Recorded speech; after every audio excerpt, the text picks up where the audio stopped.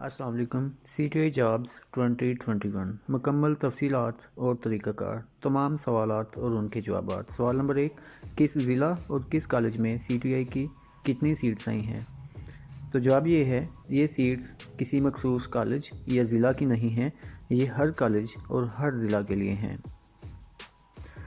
अगला सवाल है, कैसे मालूम होगा कि किस कॉलेज में कितनी सीट्स हैं?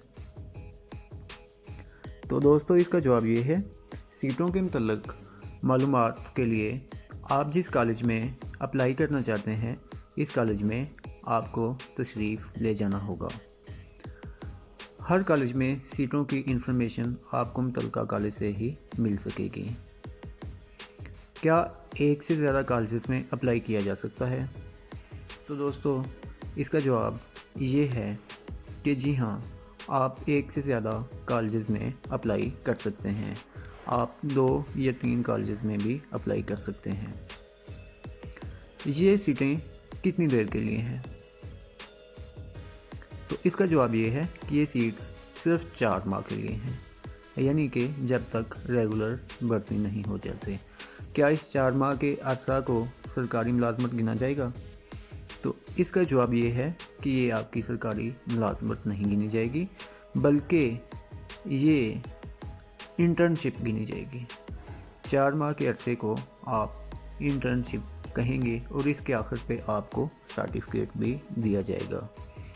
क्या MA रिज़ल्ट का इंतज़ार करने वाले उम्मीदवार अप्लाई कर सकते हैं, यानी जिनका भी रिज़ल्ट नहीं आया तो वो अप्लाई कर सकते हैं? तो इसका जवाब है कि नहीं, MA रिज़ल्ट का इंतज़ार करने वाले उम्मीदवार अप्लाई नहीं कर सकते। अप्लाई किस दिन से होगा? तो इसके लिए एक मुकम्मल शेड्यूल दिया हुआ है जो कि हस्बे ज़ैल है। सबसे पहले लिस्ट ऑफ वैकेंट पोस्ट लगेगी कॉलेजेस के, मेल और फीमेल दोनों कॉलेजेस के बोर्ड्स पर। वो लगेगी 13/1/2021 को। इस लिस्ट के ज़रिए आपको मालूम हो सकेगा कि किस कॉलेज में किस सब्जेक्ट के लिए कितनी सीट्स हैं, तो आप उसके लिए अप्लाई कर सकेंगे। अब है अप्लाई करना, तो आपके पास 2 दिन होंगे अप्लाई करने के लिए, 14 और 15। 14 जनवरी और 15 जनवरी तक आप 2 दिन में अप्लाई कर सकते हैं, जहाँ जहाँ भी आपने अप्लाई करना है। उसके बाद है कि जो लोग अप्लाई करेंगे उनकी एक टेंटेटिव मेरिट लिस्ट बनेगी, जो है मतलब कि बोर्ड पर 17 जनवरी को लगा दी जाएगी। अगर किसी को उस पर इतराज़ होगा कि नहीं जी, इसके काम में ये मेरे ज़्यादा हैं या ऐसे नहीं होना चाहिए था, तो वो 18 और 19 को उस पर कंप्लेंट कर सकता है कि ये लिस्ट ठीक नहीं है। तो अगर कंप्लेंट नहीं होती तो फिर जो फाइनल लिस्ट है इंटरव्यू के लिए वो 20 जनवरी को लग जाएगी और आपके इंटरव्यू 21 से 23 जनवरी तक होंगे। इंटरव्यू के बाद 25 जनवरी को कामयाब उम्मीदवारों की फहरिस्त बोर्ड्स पर लगा दी जाएगी और उसके बाद उम्मीदवार के पास 1 वीक का टाइम होगा, 1 हफ़्ते का टाइम होगा कि वो ऑफ़र लेटर को कबूल करते हुए अपनी ज्वाइनिंग करें। शख्स 1 हफ़्ते तक ज्वाइनिंग नहीं करेगा, उसका लेटर वापस हो जाएगा। उसके बाद है आपकी भर्ती के नंबरों की तकसीम का तरीक़ाकार। टोटल 100 मार्क्स हैं, यानी 100 मार्क्स। 85 मार्क्स आपकी एजुकेशनल क्वालिफ़िकेशन के हैं, जिसमें मैट्रिक, FA, BA और MA के मार्क्स शामिल किए जाएंगे। 5 नंबर अगर आपने MPhil या कुछ और किया हुआ है, मास्टर के बाद डिग्री है अगर आपकी, तो आपको 5 नंबर मिलेंगे।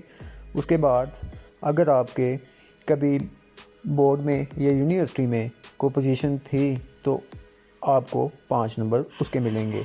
और इंटरव्यू के मैक्सिमम मार्क्स 5 हैं, जिसमें से आपको 3, 4 या 5 जो भी आपकी कारकर्दगी होगी मिलेंगे।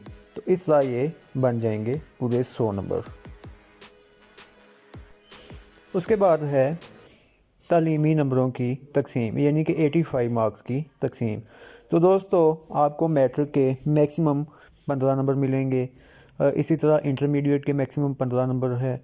अगर आपने बीएस किया है तो 55 उसके हैं। या अगर आपने बैचलर और मास्टर्स अलग किए हैं तो बैचलर के 15 मार्क्स होंगे, 15 नंबर होंगे, और मास्टर्स के 40 नंबर होंगे। ये आपको इस तरह मिलेंगे कि अगर आपके 90% या उससे ज़्यादा थे तो मैट्रिक में आपको 15 मिलेंगे, इंटरमीडिएट में आपको 15 मिलेंगे, और इसी तरह बीएस में आपको 55 मिले। तो इसी तरह अगर आपके 90% से कम हैं और 80% से ज़्यादा ज़्यादा हैं तो आपको मैट्रिक में 13.5, इंटरमीडिएट में 13.5, और बीएस में 49.5, या अगर आपने मास्टर और बैचलर अलग किया है तो मास्टर में 36 मिलेंगे और बैचलर में 13.5 मिलेंगे। ये आपकी कारकर्दगी पर मुनहसर है कि आपने मैट्रिक में कितने मार्क्स लिए थे, F A F S C, B A B S C या बी एस, और मास्टर्स में आपके कितने मार्क्स हैं। ये टेबल के मुताबिक आपको मार्क्स मिल जाएंगे। और हायर एजुकेशन के आपको मार्क्स मिलेंगे 5। अगर आपने पीएचडी की है तो आपको 5 मिलेंगे। अगर आपने एमएस या एमफिल किया है तो आपको 3 मार्क्स मिलेंगे।